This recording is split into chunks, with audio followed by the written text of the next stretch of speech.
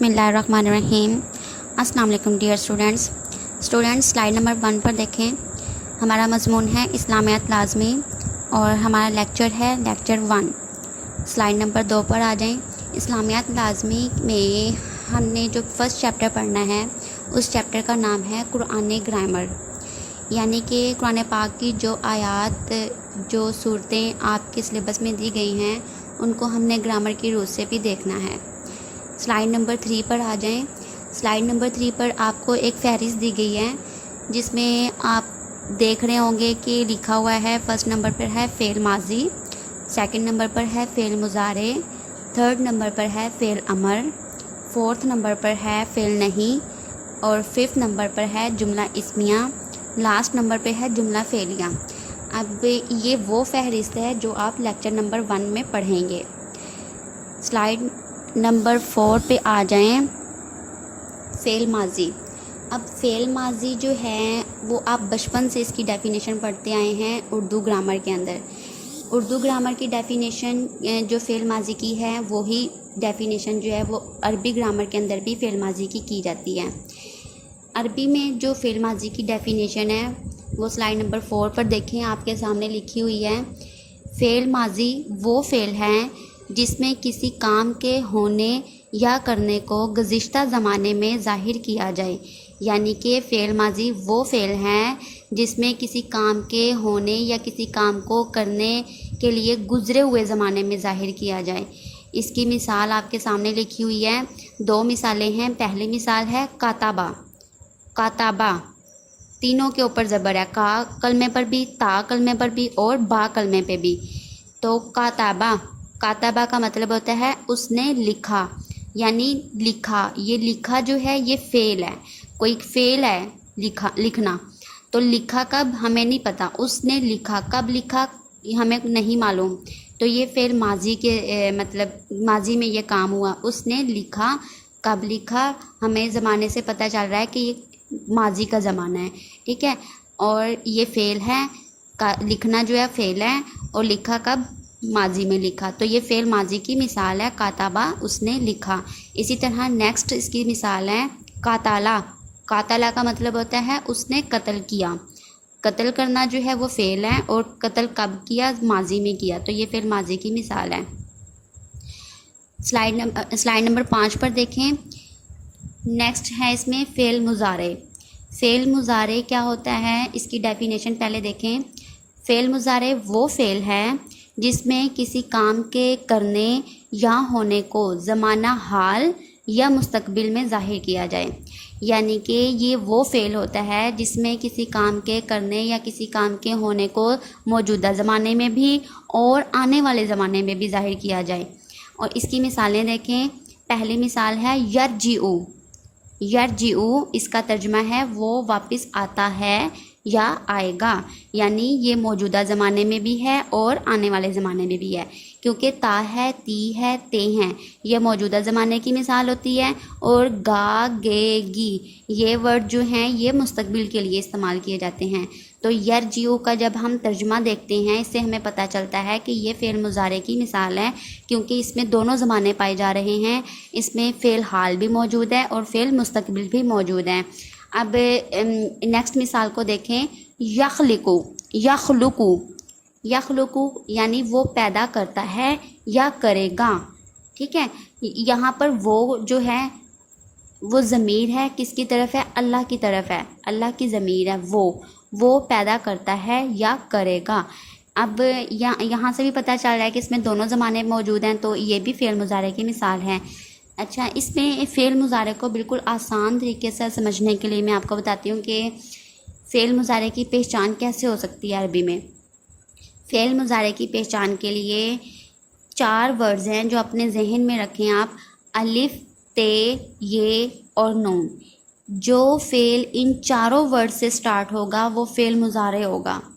वो वर्ड कौन कौन से हैं, अलिफ, ते, ये, नून, ठीक है। इन चारों वर्ड से जो फ़ेल शुरू होगा उस फ़ेल को फ़ेल मुज़ारे कहते हैं। अब हम फ़ेल माजी और फ़ेल मुज़ारे पढ़ चुके हैं।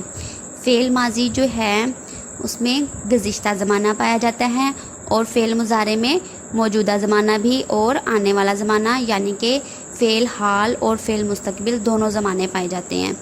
اب تیسری چیز جو ہم نے آج پڑھنی ہے وہ ہے فعل امر۔ امر کا مطلب ہوتا ہے حکم دینا یا کسی چیز کی طلب، ٹھیک ہے۔ اب اس کی ڈیفینیشن کو دیکھیں، اس پہ دیکھیں فعل امر لکھا ہوا ہے۔ فعل امر کی ڈیفینیشن کو دیکھیں۔ فعل امر وہ فعل ہے جس میں کسی کام کے کرنے کا حکم یا طلب پائی جائے۔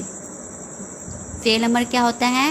فعل امر وہ فعل ہے جس میں کسی کام کے کرنے کا حکم یا طلب پائی جائے، یعنی کسی کو کوئی کام کرنے کا حکم دیا جائے یا پھر کسی کام کے کرنے کی طلب پائی جائے، اس کو کیا کہتے ہیں؟ اسے فعل امر کہتے ہیں۔ اس کی مثالیں بھی سلائیڈ نمبر 6 پر دیکھیں، 2 مثالیں لکھی ہوئی ہیں۔ پہلی مثال ہے اجلس۔ اجلس، الف کے نیچے بھی زیر ہے، لام کے نیچے بھی زیر ہے۔ اجلس، اجلس کا معنی ہے تو بیٹھ جا، یعنی اس کا ترجمہ کیا ہے؟ تو بیٹھ جا۔ یہ حکم دیا جا رہا ہے نا، اجلس، تو بیٹھ جا، تو اجلس جو ہے یہ فعل امر کی مثال ہے۔ اور دوسری مثال ہے لی یکتبو۔ لی یکتبو یعنی اسے لکھنا چاہیے۔ لی یکتبو کا ترجمہ کیا ہے؟ اسے لکھنا چاہیے۔ اب لکھنا چاہیے جو ہے یہ طلب ہے، یہ طلب ہو رہی ہے کہ لکھنا چاہیے۔ تو 2 چیزیں ہم نے پڑھی ہیں فعل امر کے اندر، جس میں کسی کام کے کرنے کا حکم دیا جا رہا ہو یا پھر کسی کام کی طلب پائی جائے۔ اب اجلس جو ہے اس میں حکم موجود ہے اور لی یکتبو میں طلب پائی جا رہی ہے، تو یہ دونوں فعل امر کی مثالیں ہیں۔ سلائیڈ نمبر 7 پر آئیں۔ سلائیڈ نمبر 7 پر ہے فعل نہیں۔ فعل نہیں کی ڈیفینیشن دیکھیں۔ فعل نہیں وہ فعل ہے جس میں کسی کام کے نہ کرنے کا حکم یا درخواست پائی جائے۔ مثلاً اب نہیں سے ہی پتہ چل رہا ہے نا کہ نہیں سے مراد ہے منع کیا جا رہا ہے، نہیں کرنا منع کیا گیا ہے، یعنی فعل نہیں سے مراد وہ فعل ہے جس میں کسی کام سے منع کیا جائے یا پھر منع کرنے کی درخواست کی جائے، اسے فعل نہیں کہتے ہیں۔ اب اس کی مثال دیکھیں، فرسٹ نمبر پر لکھی ہوئی ہے لا تنظرو۔ لا کا مطلب ہوتا ہے نہ یا نہیں، تنظرو تم دیکھو، یعنی کہ لا تنظرو اگر اس کا بامعنی ترجمہ کریں تو اس کا ترجمہ ہوگا نہ دیکھ۔ لا تنظرو نہ دیکھ، یعنی کہ کسی کام کے حکم کو جو ہے نا منع کیا جا رہا ہے، کام کے نہ کرنے کا حکم ہے اس میں، ٹھیک ہے۔ لا تنظرو یعنی نہ دیکھ۔ اسی طرح سے نیکسٹ جو ہے اس کی مثال ہے وہ ہے لا یکتبو، اسے نہیں لکھنا چاہیے، نہ کرنے کی درخواست اس میں موجود ہے کہ اسے درخواست کی جا رہی ہے، کام نہ کرنے کی درخواست کی جا رہی ہے۔ لا یکتبو اسے نہیں لکھنا چاہیے، ٹھیک ہے۔ سلائیڈ نمبر 8 پہ آ جائیں۔ سلائیڈ نمبر 8 پہ لکھا ہوا ہے جملہ۔ اب جملہ کسے کہتے ہیں؟ جملے کی ڈیفینیشن کرنے سے پہلے ہم دیکھ لیتے ہیں کہ ہم نے کیا کیا پڑھ لیا ہے۔ ہم نے پہلے پڑھا فعل ماضی، پھر سیکنڈ نمبر پہ فعل مضارع، اور تھرڈ نمبر پہ فعل امر، اور فورتھ نمبر پہ ہم نے پڑھا فعل نہیں، یعنی پہلے ہم نے 4 فعل پڑھے ہیں۔ اب ہم جملے کی طرف آتے ہیں۔ جملے کی ڈیفینیشن سلائیڈ نمبر 8 پر دیکھیں۔ الفاظ کا ایسا مجموعہ جس میں پوری بات واضح ہو جائے۔ کیا ڈیفینیشن ہے؟ الفاظ کا ایسا مجموعہ جس میں پوری بات واضح ہو جائے، یعنی پوری بات ہمیں سمجھ میں آ جائے، اسے کیا کہتے ہیں؟ اسے جملہ کہتے ہیں۔ الفاظ کا ایسا مجموعہ جس میں پوری بات ہمیں سمجھ آ جائے، واضح ہو جائے، تو اسے جملہ کہتے ہیں۔ اسے جملہ تامہ بھی کہتے ہیں۔ اب جملہ جو ہوتا ہے وہ 2 طرح کا ہوتا ہے، 2 قسم کا جملہ ہوتا ہے۔ سلائیڈ نمبر 8 پر دیکھیں، پہلی کیا قسم ہے جملے کی؟ جملہ اسمیہ، اور نمبر 2 پہ ہے جملہ فعلیہ۔ اب یہ عربی گرامر کے اندر ہے، ٹھیک ہے۔ عربی گرامر کے اندر جملے کی کتنی قسمیں ہوتی ہیں؟ 2 جملے کی قسمیں ہوتی ہیں۔ پہلی قسم ہے جملہ اسمیہ اور دوسری قسم ہے جملہ فعلیہ۔ پہلے ہم جملہ اسمیہ کو دیکھتے ہیں۔ سلائیڈ نمبر 9 پر آ جائیں۔ جملہ اسمیہ۔ جملہ اسمیہ کی ڈیفینیشن دیکھیں۔ جملہ اسمیہ وہ جملہ ہوتا ہے جس میں پہلا جز اسم ہو، ٹھیک ہے. جملہ اسمیہ کون سا جملہ ہوتا ہے جس میں پہلا جز اسم ہو، یعنی سب سے پہلا ورڈ جو ہو وہ اسم ہو. جو جملہ اسم سے شروع ہوتا ہے اسے جملہ اسمیہ کہتے ہیں. اس کی مثال دیکھیں، اللہ نور، اللہ نور ہے، یعنی سب سے پہلے اسم آیا. اللہ کیا ہے؟ اسم ہے. پھر بعد میں بتایا کہ اللہ نور ہے. اللہ اسم ہے تو یہ جملہ اسم سے شروع ہوتا ہے، اسے جملہ اسمیہ کہتے ہیں. اب جملہ اسمیہ میں جو یاد رکھنے کی بات ہے وہ یہ ہے کہ جملہ اسمیہ میں عموماً پہلا جز کیا ہوتا ہے؟ معرفہ ہوتا ہے، اور دوسرا جز نکرہ ہوتا ہے. پہلا جز جملہ اسمیہ کے اندر معرفہ ہوتا ہے اور دوسرا جز اس کا نکرہ ہوتا ہے. اوپر والی مثال میں دیکھیں، اللہ نور، اس کے اندر اللہ جو ہے وہ معرفہ ہے اور نور نکرہ ہے. تو اللہ نور، اللہ نور ہے، یہ جملہ اسم سے شروع ہوتا ہے تو اسے جملہ اسمیہ کہتے ہیں. اب سلائیڈ نمبر 10 پر آ جائیں. سلائیڈ نمبر 10 میں جملہ اسمیہ میں 2 اجزاء ہوتے ہیں. جملہ اسمیہ میں کتنے اجزاء ہوتے ہیں؟ جملہ اسمیہ میں 2 اجزاء ہوتے ہیں. یعنی اس جملہ اسمیہ کی پہچان کیا ہوتا ہے کہ اس کے اندر 2 اجزاء موجود ہوتے ہیں. پہلا جز جو ہوتا ہے اسے مبتدا کہتے ہیں اور اس کے دوسرے جملہ اسمیہ کے دوسرے جز کو خبر کہتے ہیں. یہ آپ کے سامنے لکھا ہوا ہے، اس کو پڑھ سکتے ہیں آپ. جملہ اسمیہ میں 2 اجزاء ہوتے ہیں، پہلا جز مبتدا اور دوسرا جز خبر. عموماً مبتدا اور خبر دونوں مرفوع ہوتے ہیں، یعنی کہ جس جملہ اسمیہ کے اندر اجزاء 2 ہوں گے، اس کے پہلے جز کو ہم مبتدا کہتے ہیں اور دوسرے اس کے جز کو خبر کہتے ہیں. اس میں مبتدا اور خبر 2 جز ہیں، پہلا مبتدا اور دوسری خبر ہوتی ہے. تو جو مبتدا اور خبر دونوں ہی ہمارے پاس کیا ہوں گے؟ مرفوع ہوں گے، یعنی کہ دونوں کے اوپر پیش ہوگی. پیش جس لفظ کے اوپر پیش آ جائے اسے ہم کہتے ہیں کہ یہ لفظ جو ہے وہ مرفوع ہو گیا ہے. اب ہم نے اوپر پچھلی سلائیڈ میں سلائیڈ نمبر 9 میں جملہ اسمیہ کی جو ڈیفینیشن پڑھی ہے اس میں ہم نے مثال دیکھی تھی اللہ نور. ٹھیک ہے، اسی مثال کو ہم سلائیڈ نمبر 10 پر بھی دیکھیں. اگر لکھی ہوئی ہے مثال ہے اللہ نور، نورو. ٹھیک ہے، اللہ نورو، دونوں کے اوپر کیا ہے؟ پیش ہے. اللہ کے اوپر بھی پیش ہے اور نور کے اوپر بھی پیش ہے، یعنی اللہ کے ہا کے اوپر پیش ہے اور نور کے رے کے اوپر پیش ہے، را پر پیش ہے. تو یہ دونوں کیا ہمارے پاس؟ اللہ کیا ہے؟ مبتدا ہے اور نور اس کی کیا ہے؟ خبر ہے. 2 جز ہیں جملہ اسمیہ کے. یہ جملہ اسمیہ ہے ہمارے پاس اللہ نورن، تو اللہ جو ہے ہمارے پاس پہلا جز ہے اور اس کو ہم مبتدا کہیں گے، اور نورن ہمارے پاس دوسرا جز ہے، یہ اس کی خبر ہو جائے گی. یہ 2 اجزاء ہیں، 2 اجزاء پر مشتمل ہوتا ہے جملہ اسمیہ. اور اس میں ہم نے یہ دیکھا ہے کہ مبتدا اور خبر دونوں کے اوپر کیا ہے؟ پیش ہے. تو ہم اسے کہیں گے اللہ نورن، یعنی اللہ نورو، اللہ نور ہے. تو مبتدا اور خبر دونوں کیا ہیں؟ مرفوع ہیں، دونوں پر پیش ہے. اب قرآن پاک سے کچھ جملہ اسمیہ کی مثالیں لی گئی ہیں. فرسٹ اس کی مثال دیکھیں، سلائیڈ نمبر 10 پر ہی دیکھیں. ہنّا لباس لکم، ہنّا یعنی مونس عورتوں کو یہ کہا جاتا ہے، عورت کے لیے بولا جاتا ہے ہنّا کا ورڈ. ہنّا لباس لکم، مردوں سے کہا جا رہا ہے کہ عورتیں جو ہیں وہ تمہارے لیے لباس ہیں. اور اگلی مثال کے اندر دیکھیں، انتم لباس لہن، اور تم مرد جو وہ ان عورتوں کا لباس ہو. عورتیں جو ہیں وہ مردوں کا لباس ہیں اور جو مرد ہیں وہ عورتوں کا لباس ہیں. اب یہاں پہ ہنّا اور انتم 2 مثالیں ہم نے پڑھی ہیں. اس پہلی مثال میں فرسٹ پہ ہنّا ہے اور دوسری مثال کے فرسٹ پہ انتم ہے. اب ہم نے تو یہ پڑھا ہے کہ جس جملے کی ابتدا اسم سے ہو وہ جملہ اسمیہ ہوتا ہے، لیکن ان دونوں کے سٹارٹ میں تو ہنّا ہے اور دوسرے والے کے سٹارٹ میں انتم ہے. تو یہ اب آپ لوگوں کے ذہن میں سوال آئے گا کہ یہ دونوں جملہ اسمیہ کیسے ہوئے.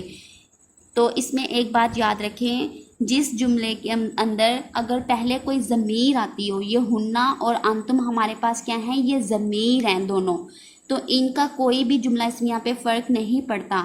ہنّا اور انتم اگر کوئی ضمیر جملہ اسمیہ سے پہلے کوئی ضمیر آ جائے تو اس کا جملہ اسمیہ پہ کوئی فرق نہیں پڑے گا۔ اگر دیکھیں یہ ضمیروں کو ہٹا کر دیکھیں تو ہمارے پاس جملہ کس سے شروع ہو رہا ہے؟ لباسو، ٹھیک ہے، لباسو سے ہمارے پاس جملہ سٹارٹ ہو رہا ہے۔ تو لباسو دونوں مثالوں کے اندر جو لباس ہے وہ ہمارے پاس اسم ہے، تو ضمیروں کو ہٹائیں تو دیکھیں لباس اسم ہے، تو اسے ہمارے پاس جملہ اسمیہ کی پہچان ہوگی کہ جو جملہ جو ہے اسم سے سٹارٹ ہوگا وہ جملہ اسمیہ ہوگا۔ تو اس لیے یہ جملہ اسمیہ کی دونوں مثالیں ہیں، قرآن پاک سے لی گئی ہیں۔ تو اس کی تھرڈ مثال کو دیکھیں، اللہ غفور الرحیم، یعنی اللہ غفور اللہ والا ہے، رحیم رحم کرنے والا ہے، اللہ بخشنے والا رحم کرنے والا ہے۔ تو اس میں اللہ ہمارے پاس کیا ہے؟ اسم ہے، تو اس جملے کی ابتدا بھی اسم سے ہوئی، تو یہ جملہ اسمیہ کی مثال ہے۔ اب قرآن پاک سے ہم نے جملہ اسمیہ کی 3 مثالیں پڑھی ہیں۔ پہلی مثال ہم نے پڑھی ہے ہنہ لباس لکم، دوسری مثال پڑھی ہے انتم لباس لہن، تیسری مثال ہم نے پڑھی ہے اللہ غفور رحیم۔ تو یہ تینوں جملہ اسمیہ کی مثالیں ہیں۔ اب سلائیڈ نمبر 11 پر دیکھیں جملہ فعلیہ۔ ہم نے جملے کی کتنی اقسام پڑھی ہیں؟ جملے کی 2 اقسام پڑھی ہیں، پہلا جملہ اسمیہ اور دوسرا جملہ فعلیہ۔ جملہ اسمیہ ہم پڑھ چکے ہیں، اب جملہ فعلیہ کو دیکھتے ہیں۔ سلائیڈ نمبر 11 پر دیکھیں جملہ فعلیہ کی ڈیفینیشن لکھی ہوئی ہے، الفاظ کا مجموعہ جس سے پوری بات سمجھ میں آ جائے اور وہ فعل سے شروع ہو۔ جملہ فعلیہ کیا ہوتا ہے؟ الفاظ کا مجموعہ جس سے پوری بات بھی سمجھ میں آئے اور وہ جملہ فعل سے شروع ہوتا ہو، اسے جملہ فعلیہ کہتے ہیں۔ جملہ اسمیہ کیا تھا؟ جو اسم سے شروع ہوتا ہو اسے جملہ اسمیہ کہتے ہیں، اور جملہ فعلیہ کیا ہے؟ وہ جملہ جو فعل سے شروع ہوتا ہو اور بات بھی پوری سمجھ میں آتی ہو، وہ جملہ فعلیہ کہلاتا ہے۔ اب چونکہ اس میں کوئی خبر یا اطلاع دی جاتی ہے اس لیے اسے جملہ فعلیہ یا خبریہ بھی کہتے ہیں، یعنی کہ ان کے کہنے کا مطلب ہے جملہ فعلیہ کے اندر کوئی خبر دی جاتی ہے، کسی بات سے آگاہ کیا جاتا ہے، کوئی کسی چیز کی اطلاع دی جاتی ہے، اس لیے اس کو ہم جملہ فعلیہ یا پھر جملہ خبریہ بھی کہتے ہیں، کیونکہ خبر دی جاتی ہے تو اس کو ہم جملہ خبریہ بھی کہتے ہیں۔ اب جملہ فعلیہ کی ڈیفینیشن کیا ہے کہ جملہ الفاظ کا وہ مجموعہ جس سے پوری بات بھی سمجھ میں آئے اور وہ جملہ جو ہے وہ فعل سے شروع ہوتا ہو، اور اس کے علاوہ اس جملے کے اندر کوئی خبر، کوئی اطلاع یا خبر یا پھر بتایا جاتا ہے، اس لیے اس کو جملہ فعلیہ یا جملہ خبریہ بھی کہتے ہیں۔ اس کی مثال دیکھیں، ظہر الفساد، یعنی فساد ظاہر ہو گیا۔ ظہرہ کا مطلب ہے ظاہر ہو گیا، فساد فساد ظاہر ہو گیا۔ اب اس جملے کو دیکھیں، پہلے ہمارے پاس ظہرہ آیا نا، یعنی کہ ظاہر ہو گیا، پہلے فعل موجود ہے، ظہرہ ظاہر ہو گیا، فساد، اس میں پہلے فعل آیا ہے اور بعد میں اسم آیا ہے، یعنی کہ پہلے ہمارے پاس فعل موجود ہے اس جملے کے اندر، تو اس جملے کو کیا کہیں گے؟ جملہ فعلیہ۔ جو جملہ فعل سے شروع ہو تو اسے جملہ فعلیہ کہتے ہیں۔ تو ظہر الفساد یعنی ظاہر ہو گیا فساد، تو یہ جملہ فعلیہ کی مثال ہے۔ سلائیڈ نمبر 12 پر دیکھیں، قرآن پاک کے اندر سورہ بقرہ سے جملہ فعلیہ کی چند مثالیں لی گئی ہیں۔ جیسا کہ ہم نے جملہ اسمیہ کی مثالیں لی تھی قرآن پاک سے، اسی طرح سے اب ہم نے جملہ فعلیہ کی بھی چند مثالیں لی ہیں، سورہ بقرہ سے لی ہیں۔ پہلی مثال ہے ظہر الفساد، ٹھیک ہے، وہی جو ہم نے پہلے بھی مثال دیکھی ہے وہی مثال دوبارہ سے دہرائی گئی ہے۔ ظہر ظاہر ہو گیا، الفساد یعنی فساد ظاہر ہو گیا، ظہرہ ظاہر ہو گیا، کیا ظاہر ہوا ہے؟ فساد، بعد میں بتایا گیا کہ فساد ظاہر ہوا، پہلے یعنی فعل اس میں ظاہر ہو رہا ہے۔ ظہرہ ظاہر ہو گیا، یہ ہمارے پاس فعل ہے، اس جملے کی ابتدا فعل سے ہوئی ہے تو یہ جملہ فعلیہ ہے۔ اسی طرح سے دوسری مثال دیکھیں، یمحق اللہ الربا ویربی الصدقات، یعنی یمحق اللہ الربا، اللہ سود کو مٹاتا ہے، ویربی الصدقات، اور صدقات کو بڑھاتا ہے۔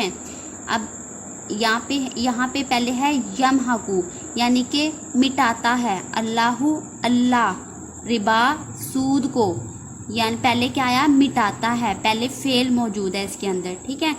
فعل ہمارے پاس کیا ہے؟ یمحقو، اللہ اللہ، ربا جو ہے سود کو کہا گیا، تو یمحق اللہ الربا، اللہ سود کو مٹاتا ہے. یہ ہمارے پاس جملہ اسمی فعلیہ ہے، جملہ فعلیہ ہے کیونکہ اس کے سٹارٹ میں فعل آیا ہے.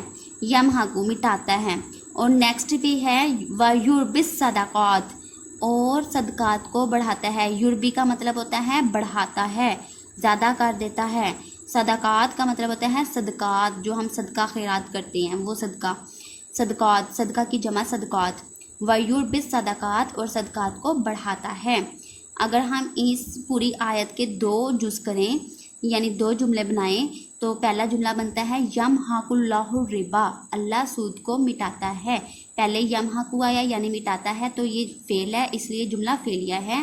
اور اسی آیت کے نیکسٹ جز کو دیکھیں وَيُرْبِي الصَّدَقَاتِ، یوربی کا مطلب ہوتا ہے بڑھاتا ہے، بڑھانا جو ہے وہ بھی فعل ہے. یوربی ہمارے پاس کیا ہوا؟ فعل ہے. تو صدقات بعد میں آیا، صدقات کو اللہ تعالیٰ بڑھاتا ہے، تو اس جملے کی ابتدا بھی فعل سے ہوئی ہے. یہ جملہ فعلیہ کی مثال ہے. اسی طرح سے نیکسٹ اس کے اندر مثال دی گئی ہے قاتل داؤد جالوتا. کیا مثال ہے؟ قاتل داؤد جالوتا، سورہ بقرہ کی آیت نمبر 251 میں یہ بیان کیا گیا ہے. قاتل داؤد جالوتا یعنی کہ جالوت کو قتل کر دیا.